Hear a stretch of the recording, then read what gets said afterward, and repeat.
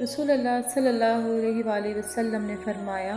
جب تم میں سے کسی کو کوئی عورت اچھی لگے اور اس کے دل میں جا گزی ہو جائے تو وہ اپنی بیوی کا رخ کرے اور اس سے صحبت کرے، بلا شبہ یہ عمل اس کیفیت کو دور کر دے گا جو اس کے دل میں پیدا ہوئی ہے۔ رسول اللہ صلی اللہ علیہ وآلہ وسلم نے فرمایا، جب تمہارے پاس بہن بیٹی کے لیے کوئی ایسا شخص نکاح کا پیغام بھیجے جس کے دین اور اخلاق کو تم پسند کرتے ہو تو اس سے اپنی بہن بیٹی کا نکاح کر دو۔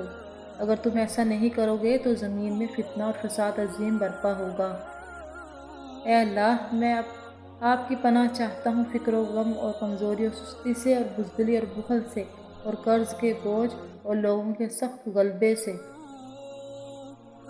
رسول اللہ صلی اللہ علیہ وآلہ وسلم نے فرمایا، جنت میں داخل ہونے سے پہلے ہر شخص کو اس کا جہنم کا ٹھکانہ بھی دکھایا جائے گا۔ اگر اس نے نافرمانی کی ہوتی تو اس کا ٹھکانہ وہ ہوتا تاکہ وہ مزید شکر کرے، اور جہنم میں داخل ہونے والے ہر شخص کا اس کو جنت کا ٹھکانہ بھی دکھایا جائے گا۔ اگر اس نے اچھے عمل کیے ہوتے تو اس کا ٹھکانہ یہ ہوتا تاکہ وہ اس کے لیے حسرت و افسوس کا باعث ہو۔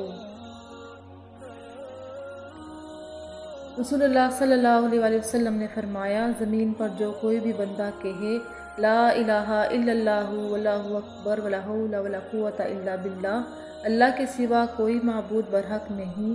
ہے اور اللہ سب سے بڑا ہے، اور اللہ کے سوا کسی کام کے کرنے کی کسی میں نہ کوئی طاقت ہے اور نہ ہی قوت، اس کے چھوٹے گناہ بخش دیے جائیں گے اگرچہ سمندر کی جھاگ کی طرح بہت زیادہ ہوں۔ اے میرے رب، میں نے خود اپنے اوپر ظلم کیا تو مجھے معاف فرما دے۔ نبی اکرم صلی اللہ علیہ وآلہ وسلم نے ارشاد فرمایا، جو لوگوں کو دکھلانے اور شہرت کے لیے خیر کے کام کرے گا تو اللہ سبحانہ تعالیٰ قیامت کے دن اس کی ریاکاری کا حال لوگوں کو سنا دے گا۔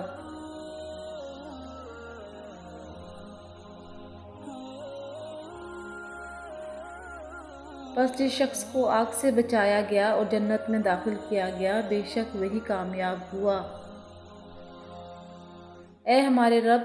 اور ہم پر وہ بوجھ نہ ڈال جس کی ہمیں طاقت نہ ہو۔